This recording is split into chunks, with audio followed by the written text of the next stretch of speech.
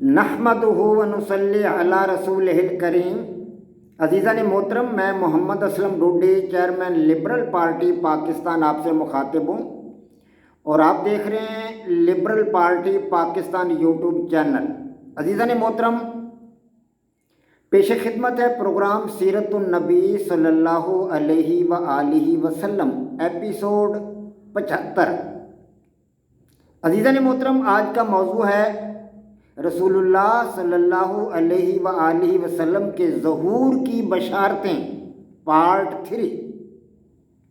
عزیزان محترم، سیرت ابن اسحاق کے مصنف محترم جناب ابن اسحاق نے کہا کہ مجھ سے عاصم بن عمر بن قتادہ نے یہ بات بتائی ہے، عاصم بن عمر بن قتادہ نے یہ بات بتائی ہے کہ بنو قریظہ کا ایک بوڑھا یہودی شخص، اس نے مجھ سے پوچھا، یعنی کہ عاصم بن عمر بن قتادہ سے ایک بوڑھے یہودی نے پوچھا، اس نے کہا کہ کیا تم ثعلبہ بن سالیہ اور اسید بن سالیہ اور اسید بن عبید ان کے قبول اسلام کا واقعہ جانتے ہو کہ انہوں نے اسلام کیسے قبول کیا؟ یعنی کہ بنو قریظہ کی یہ ایک جماعت تھی جنہوں نے اسلام قبول کیا تھا، تو کیا تم جانتے ہو کہ یہود کی اس جماعت نے اسلام کیسے قبول کیا تھا؟ تو عاصم بن عمر بن قتادہ نے کہا کہ میں تو نہیں جانتا، واللہ مجھے تو اس کا کوئی علم نہیں ہے کہ انہوں نے اسلام کیسے قبول کیا۔ تو اس بوڑھے یہودی نے کہا کہ شام سے ایک یہودی، شام کے علاقہ سے ایک یہودی ہمارے پاس مدینہ منورہ میں ہمارے پاس آیا۔ آپ جانتے ہیں کہ بنو قریظہ مدینہ کے یہود کا ایک خاندان تھا، ایک قبیلہ تھا بنو قریظہ جو مدینہ میں رہتے تھے۔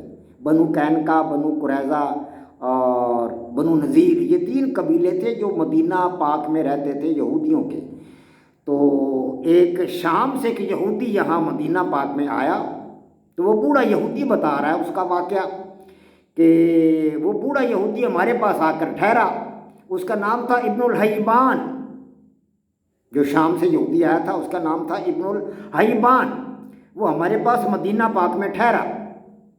ہم نے دیکھا کہ وہ شخص اپنی عبادات میں بڑا پابند تھا اور اللہ تبارک و تعالیٰ کی عبادت و ریاضت میں مشغول رہتا تھا اور دوسرے انسانوں سے بہت زیادہ بہتر تھا، اور یہودیوں کی جماعت میں اس کا بڑا مقام تھا، وہ بڑی عبادت کرتا، اللہ پاک کی عبادت کرتا تھا۔ جب مینہ نہ برسا کرتا تھا تو ہم اسے باہر لے جایا کرتے تھے اور ہم اسے کہا کرتے تھے کہ ابن الحیبان، اللہ تبارک و تعالیٰ سے دعا کرو کہ اللہ پاک بارش دے۔ وہ ہمارے ساتھ گھر سے باہر نکلتا، ہمارے کھیتوں میں جاتا ہمارے ساتھ اور اللہ پاک کے سامنے دعا کرتا، تو جب تک وہ اس مقام سے ہٹتا نہیں تھا اللہ تبارک و تعالیٰ کے یہاں سے بادل آتے اور بارش برس جایا کرتی تھی۔ اتنا نیک شخص تھا وہ یہودیوں میں۔ تو جب وہ مرنے کے قریب ہوا تو اس نے بنو قریظہ کو اکٹھا کیا اور کہنے لگا، بنو قریظہ، آپ کو پتہ ہے کہ میں شام سے آیا ہوں آپ کے علاقہ میں، مدینہ منورہ میں، یہاں مدینہ پاک میں رہنے کے لیے شام سے علاقہ سے آیا ہوں۔ کیا تمہیں پتہ ہے کہ میں وہاں جو مطلب ہے شراب کی اور مطلب خمیر کی جگہ تھی، وہ بڑی مطلب اچھی جگہ تھی، جہاں شراب بھی میسر تھی، خمیر بھی میسر تھا، ساری رونقیں تھی، وہ جگہ چھوڑ کر مدینہ آیا ہوں، تو کیوں آیا ہوں؟ کیا تمہیں پتہ ہے؟ انہوں نے کہا جی ہمیں تو نہیں پتہ۔ تو میں شراب اور خمیر کی جگہ کو چھوڑ کر یہاں بھوک والی جگہ پہ آیا ہوں، یہاں مدینہ میں تو بھوک ہے، تنگی ہے، تکلیف ہے، یہاں تو کوئی سہولت نہیں ہے، تو میں تنگی والی جگہ پہ آیا ہوں، شام کی مطلب اچھی جگہ چھوڑ کر، شراب والی جگہ چھوڑ کر، خمیر والی جگہ چھوڑ کر یہاں تنگ و تاریک جگہ پہ آیا ہوں، تو میں کیوں آیا ہوں یہاں؟ انہوں نے کہا جی ہمیں تو نہیں پتہ۔ تو اس نے بتایا، ابن الحیبان نے کہا کہ میں اس لیے آیا ہوں کہ یہاں میں اس نبی کا انتظار کروں جو ظاہر ہونے والا ہے، اس نبی کا انتظار کروں جو یہاں ظاہر ہونے والا ہے، اس کا انتظار کروں جس کا زمانہ قریب آ چکا ہے، اور یہ شہر اس کی ہجرت کا شہر ہے، وہ ہجرت کر کے اس شہر کے اندر آئے گا، میں منتظر ہوں اس کا، اور اس کے ساتھ اس کے مخالفین خون ریزی بھی کریں گے۔ اور وہ بچوں اور عورتوں کو قیدی بھی بنائے گا، اس کے ساتھ جنگیں ہوں گی مخالفین کی، اور وہ فتح کرے گا ان کو، اور ان کے بچوں کو، ان کی عورتوں کو اپنا قیدی بھی بنا لے گا۔ تو یاد رکھنا، میں اب مرنے کے قریب ہوں، تو یہ باتیں تمہیں اس پر ایمان لانے سے نہ روکیں۔ اس پر ایمان لے آنا، اور اس پر ایمان لانے میں سبقت کرنا، دوسرے لوگوں سے پہلے اس پر ایمان لے آنا اور سبقت لے جانا دوسرے لوگوں سے پہلے۔ اگر تم نے ایسا نہ کیا تو تم نقصان اٹھانے والوں میں سے ہو جاؤ گے، خسارہ اٹھانے والوں میں سے ہو جاؤ گے۔ سبقت لے جانا اور سب سے پہلے اس پر، اس کے ایمان کو قبول کرنا، اس کے کلمہ کو پڑھ لینا اور اس کی باتوں کو ماننا۔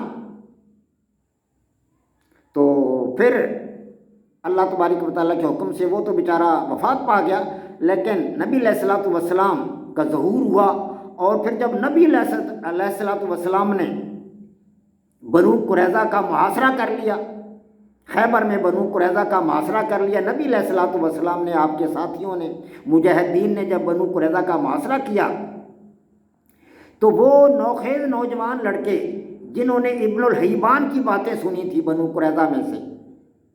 قریظہ میں سے وہ نوخیز لڑکے جو اب جوان ہو چکے تھے، بڑے ہو چکے تھے، اس وقت انہوں نے ابن الحیبان کی باتیں سنی تھیں، تو وہ اب جوان ہو چکے تھے، تو انہوں نے ابن الحیبان کی زبان سے نئے نبی کے آنے کی نشانیاں سنی تھیں کہ نئے نبی کے اندر کیا نشانیاں ہوں گی، جو نبی آنے والا ہے، جس کا ظہور ہونے والا ہے، اس کی نشانیاں کیا ہوں گی۔ ابن الحیبان نے تمام نشانیاں بتائی تھیں۔ تو وہ نوجوان، بنو قریظہ کے نوجوان کہنے لگے کہ اپنے بزرگوں سے کہنے لگے یہ تو سبھی وہی نشانیاں ہیں اس نبی میں جو ابن الحیبان بتا کر گیا ہے، یہ تو سچا نبی ہے، یہ تو وہی نبی ہے، آؤ اس کی بات کو قبول کرے اور اس کا مذہب اختیار کر لے۔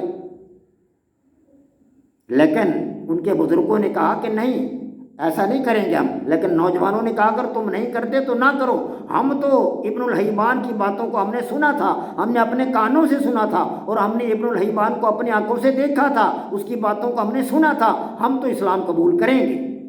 بس بنو قریظہ کی ایک جماعت نے، جن میں وہ سب نوخیز نوجوان شامل تھے، انہوں نے اسلام قبول کر لیا، نبی علیہ الصلوۃ والسلام کے ہاتھوں پر آ کر انہوں نے بیعت کی اور کلمہ لا الہ الا اللہ محمد رسول اللہ انہوں نے پڑھ لی۔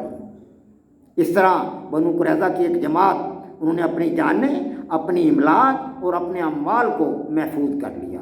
وما علینا الا البلاغ، یہ تھی وہ ابن الحیبان کی بشارت نبی علیہ الصلوۃ والسلام کے حوالہ سے۔ تو آج میں نے یہ پارٹ 3 آپ کے سامنے بیان کیا ہے۔ تو اس طرح کی بشارتیں نبی علیہ الصلوۃ والسلام کے بارے میں بے شمار لوگوں نے اس وقت دی، یہود کے علماء کرام نے بشارتیں دی۔ یہ بھی تو ایک عالم دین تھا نا یہودیوں کا ابن الحیبان۔ تو اس کے ابن الحیبان کے بتانے پر یہودیوں کے، بنو قریظہ کے ان نوجوانوں نے جنہوں نے اس کی باتیں سنی تھی، دین اسلام کو قبول کر لیا۔ وما علینا الا البلاغ، پاک فوج زندہ باد، پاکستان پائندہ باد۔ یہ پارٹ 3 تھا نبی علیہ الصلوۃ والسلام کے بارے میں، جو مطلب بشارتیں تھیں ان کا، یہ پارٹ 3 تھا۔